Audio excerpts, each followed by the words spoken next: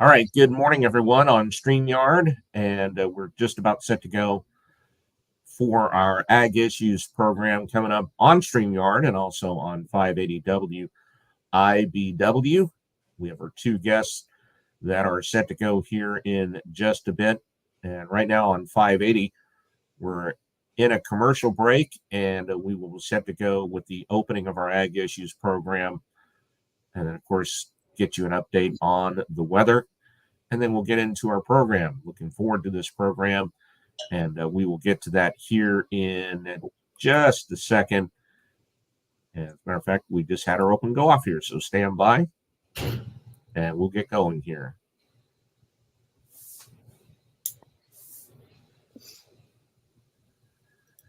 Good morning, everyone. Glad to have you with us on the program this morning, not only on 580 WIBW, but also the Kansas Agriculture Network, as well as live on StreamYard as well. Here in just a bit, we're going to be joined by a couple of ladies representing the Kansas Dairy. Melissa Hildebrand Reed is joining us. She serves as president of the Kansas Dairy Association and is a dairy farmer from Geary County. And we'll also be joined by Maggie Gilles, who is the secretary of the Kansas Dairy Commission and is a dairy farmer from Sedgwick County. And we've got a lot to discuss coming up on this morning's edition of the Ag Issues program right here on 580 WIBW. But before we do that, let's get a check of the forecast.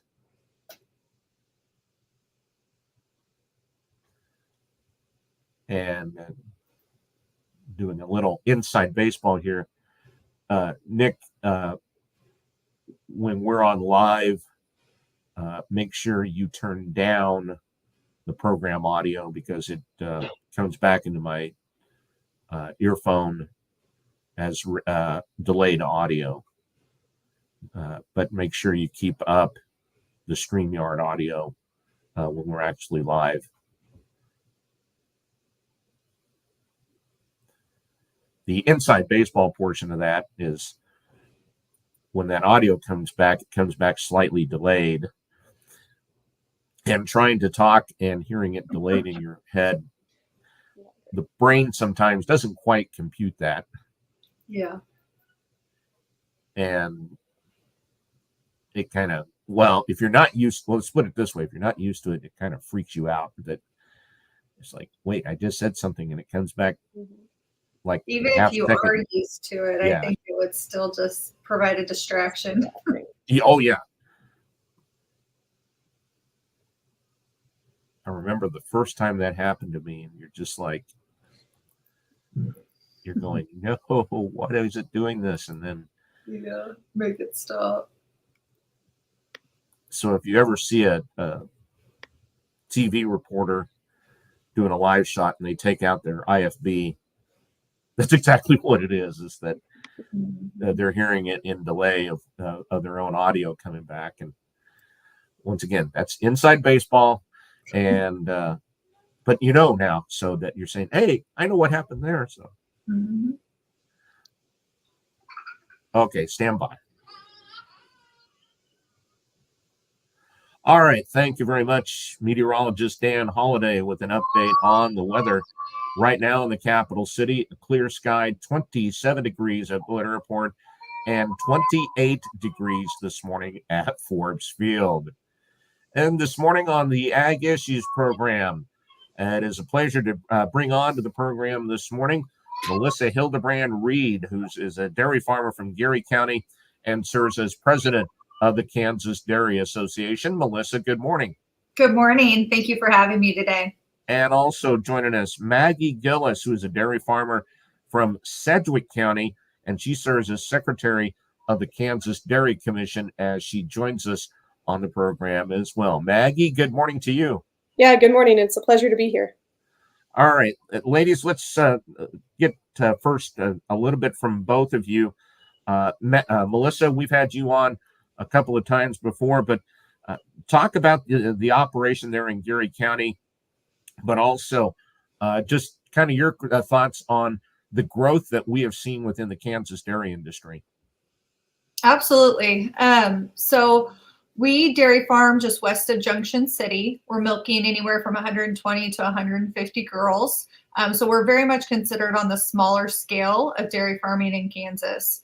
But that doesn't mean that we're not still doing some cool things. So we process our milk on farm and sell that milk throughout the state of Kansas in grocery stores, coffee shops, and restaurants. And have been able to move 100% of the milk we produce really solely for the last 5 to 6 years now. So all of the milk that comes from our girls, we're able to direct market. It's kind of put us in a unique advantage. And we try and be kind of a support system for others that are interested in that same venture.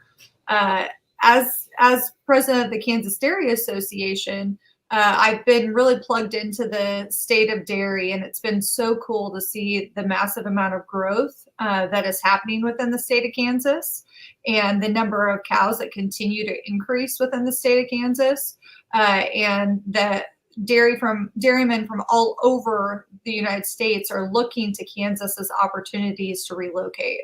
So we're seeing that and have been seeing that for years.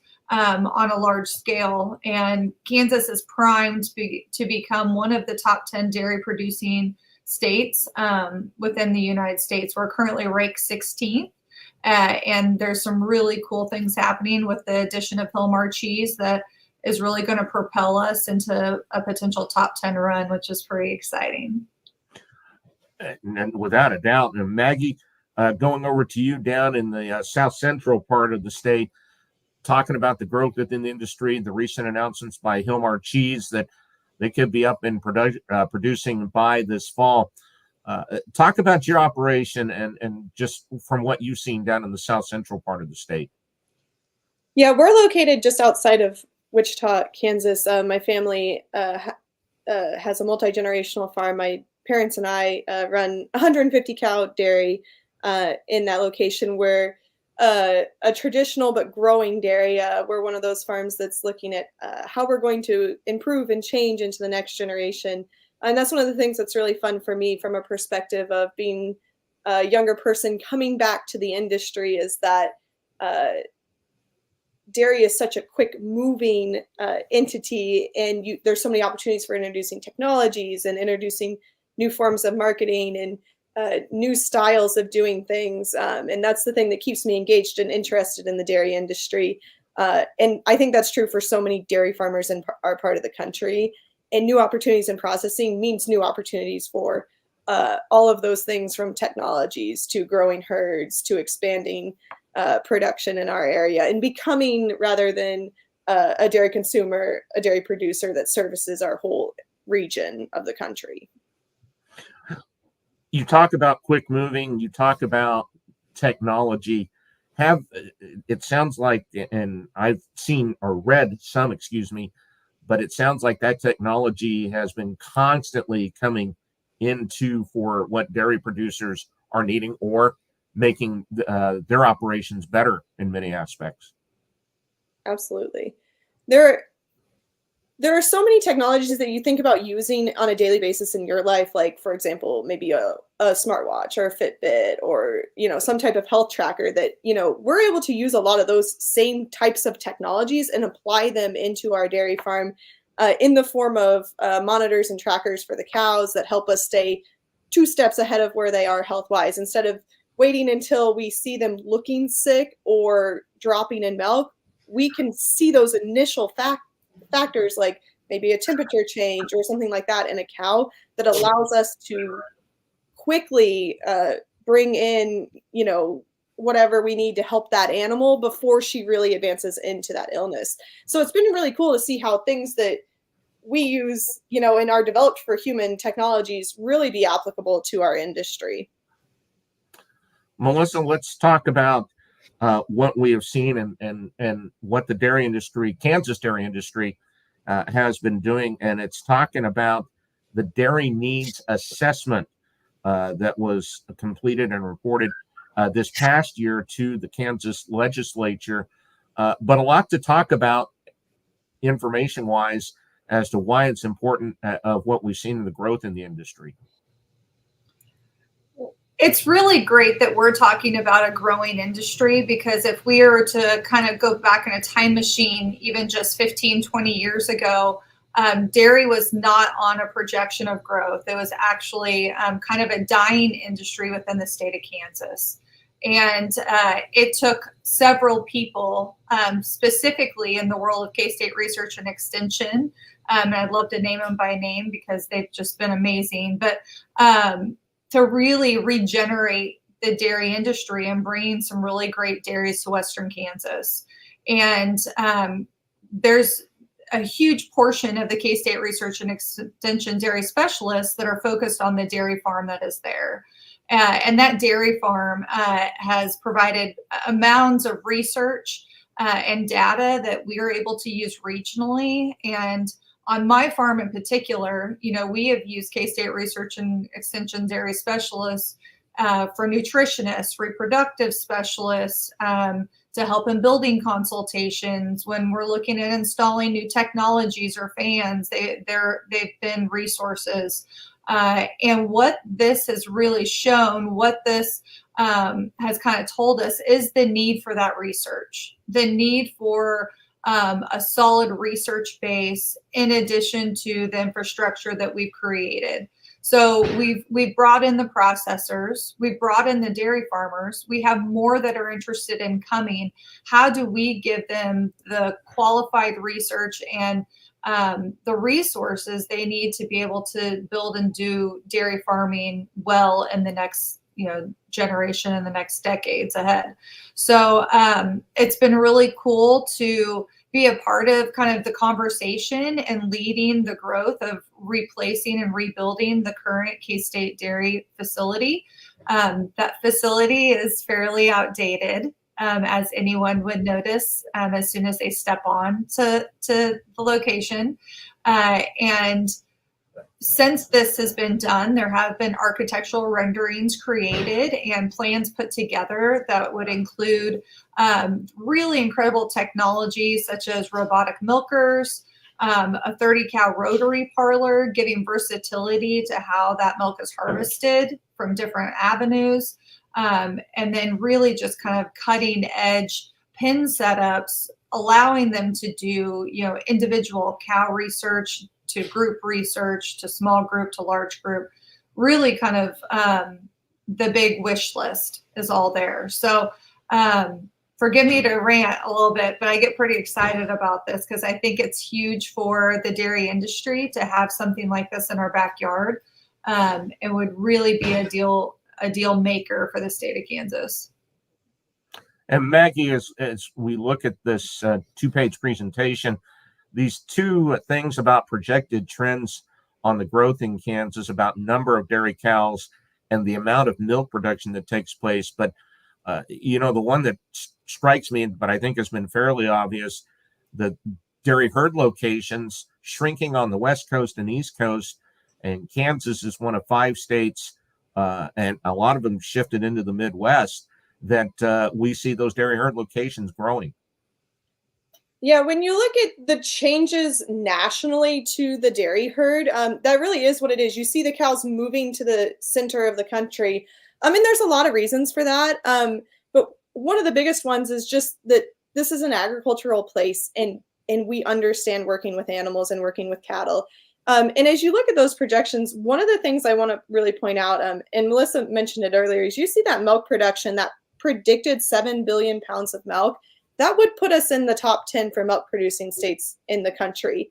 So 4.8 has us at 16th, but it's quite narrow between where we're at 16 and where we could be at 10th in the country. And when you start to talk about the importance of infrastructure and dairy and support systems, being a bigger dairy area allows us to bring more dairy industry into the state, as far as people that service dairy farms, people that work on dairy farms, veterinarians.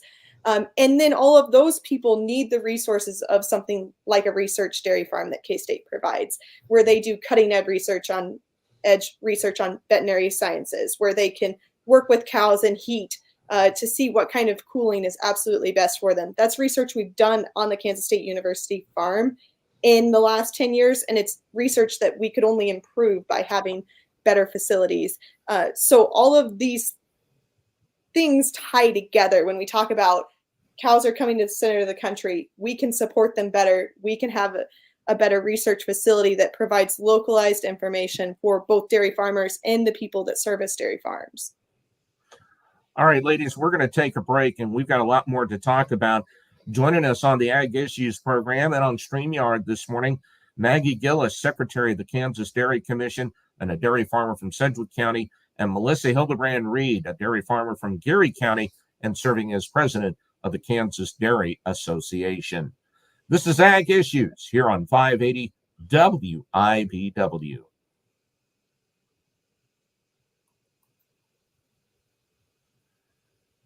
Okay, just to those of you who are on StreamYard, we're in a commercial break on 580 WIBW. We'll get back here in just a bit. And ladies, I'll ask you after the interview just to hang on for a bit. We've got a live read for an auction sale that we'll have, and just working ahead, so to speak. And I always joke with guests that I haven't had on StreamYard. I'm hearing program audio in this ear, and then I'm hearing you guys in this ear. So not only delayed audio sometimes, but then two different audio sources at the same time. Your left brain's on one thing and your right brain's on the other. Oh, yeah.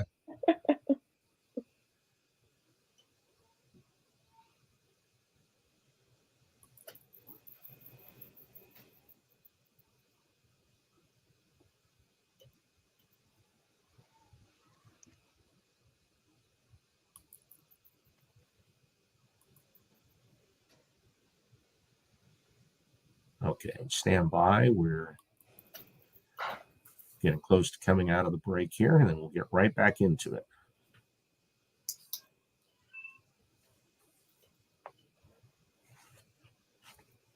Okay, we are in our last commercial here.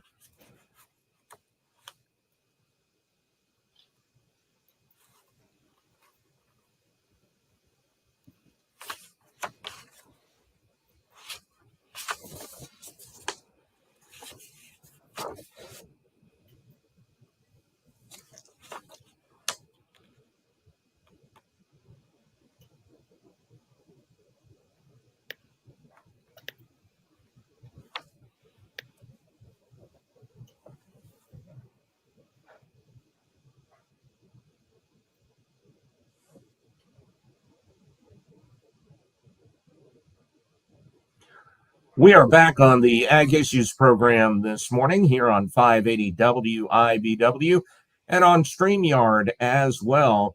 And we're talking the Kansas dairy industry. Melissa Hildebrand Reed, president of the Kansas Dairy Association, and Maggie Gilles, secretary of the Kansas Dairy Commission, are joining us on the program this morning. And Melissa, a lot of the talk that both of you have had concerns what we're seeing and improvements on the Kansas State University on modernized dairy teaching and research unit. That's the next step of this process. And you got a rather sizable contribution last week from the Livestock Meat Industry Council at Kansas State University, committing $250,000 over the next 5 years to support the building of the new dairy facility at Kansas State University.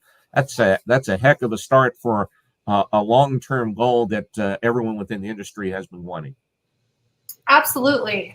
We're really excited to see that number come through, and that we compare with the contribution of the Kansas Dairy Association and the $500,000 that we have kind of earmarked for the last several years in hopes that this project comes to fruition.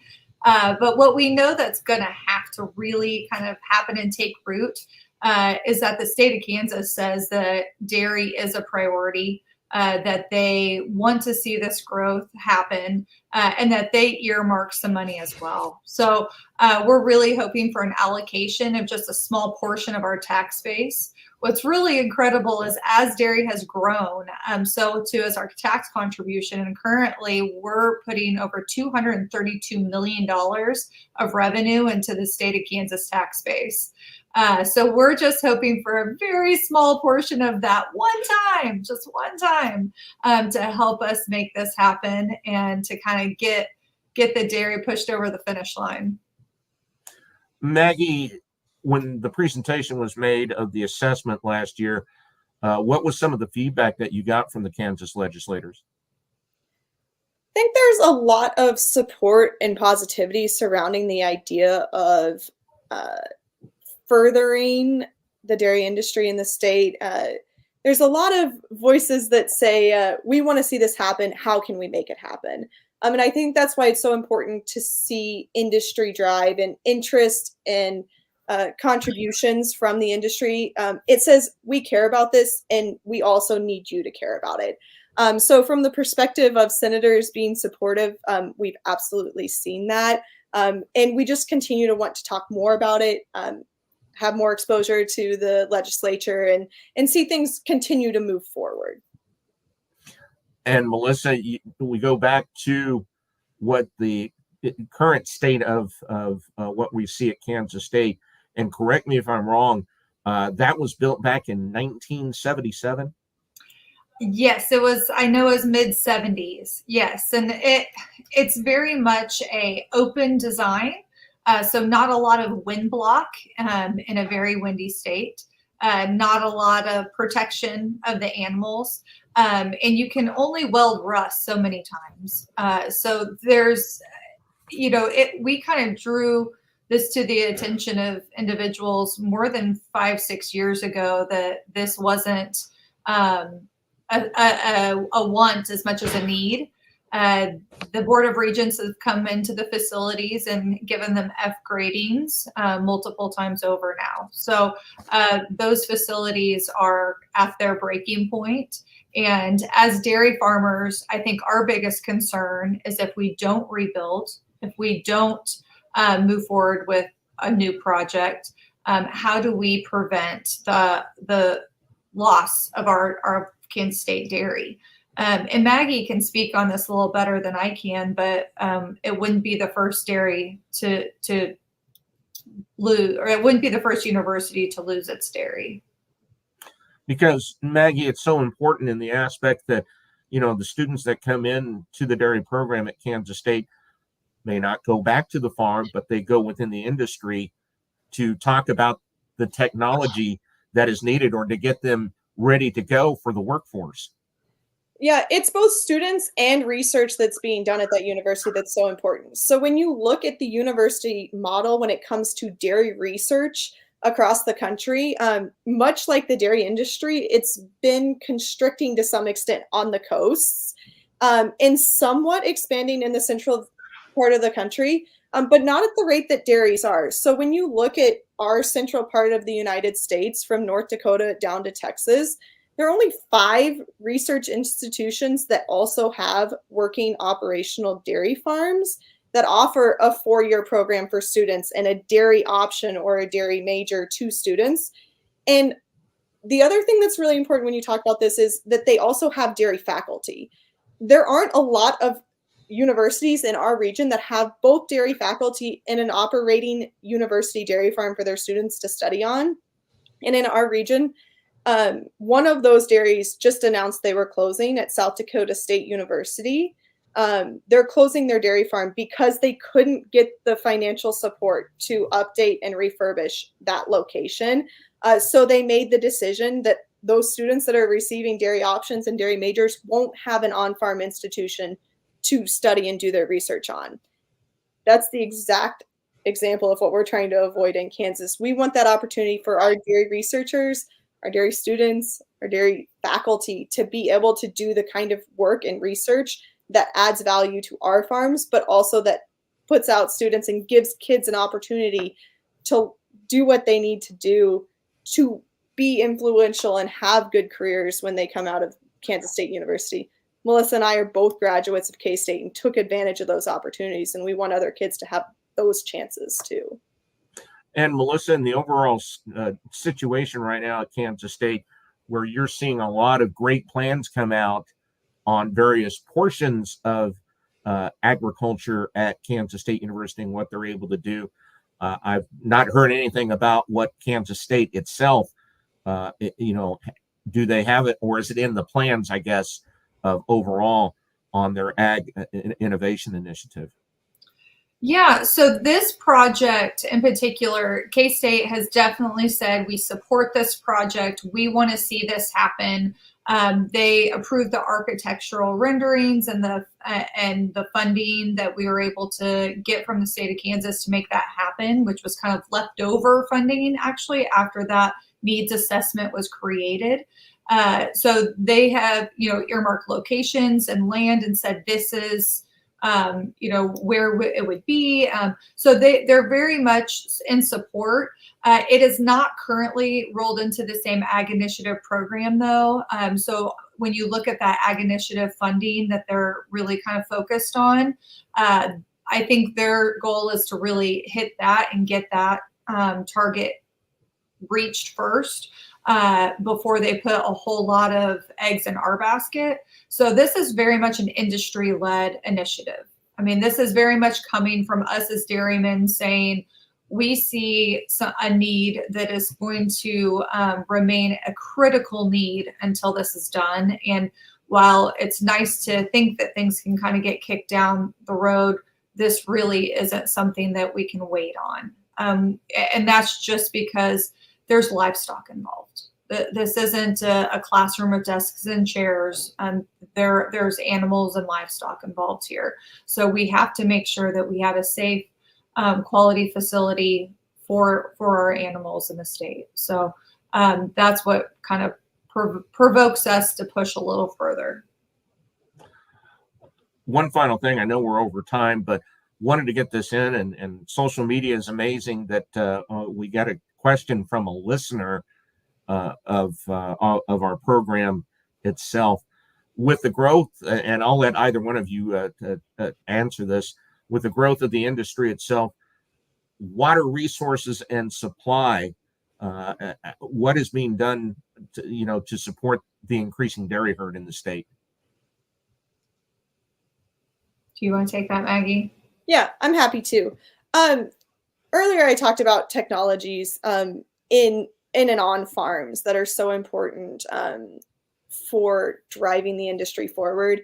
And there are a number of things that our farms, especially in water needy areas like the Southwest, do to preserve and conserve water. And those are technologies that have been developed over time by research institutions like Kansas State University.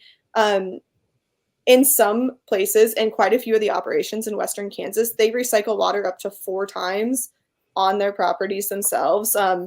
So maybe the same water that they use to wash the barn or water the cows is recycled and used to wash the barn, to cool the milk, and then is used to flush any other facilities or cleaning. So, and then used for irrigation. So the idea that we can use water multiple times and put it back into the ground to grow the crops that we're feeding the cows is critically important. When you talk about being a business person, you talk about using the resources you have to the best of your ability to preserve them, conserve them, and pass them on to the next generation. That's something that farmers who live on the land, who use all of those resources, are intimately familiar with and care deeply about, because they spell the ability for us to have a future. So these technologies we're talking about today, and being able to advance and continue to learn how to better conserve water and reuse water, those are the kind of things we can do on a research facility like the one we're discussing today on Kansas State's campus. So absolutely important. We absolutely care about it. And I think it's something that this fits right in with. A new dairy would allow us to better facilitate those opportunities. All right, ladies, I very much appreciate you joining us to get an update on everything. And it's a great update to have and to get that message out as well. So Maggie Gilles, Secretary of the Kansas Dairy Commission, thank you for joining us this morning. Thanks so much. Appreciate being here. And Melissa Hildebrand Reed, President of the Kansas Dairy Association, we appreciate your time as well. Thank you as well. Thank you. This has been Ag Issues here on 580 WIBW. Stay with us. When we come back, we'll get an update on the news headlines, and we'll check the weather forecast. That comes up next.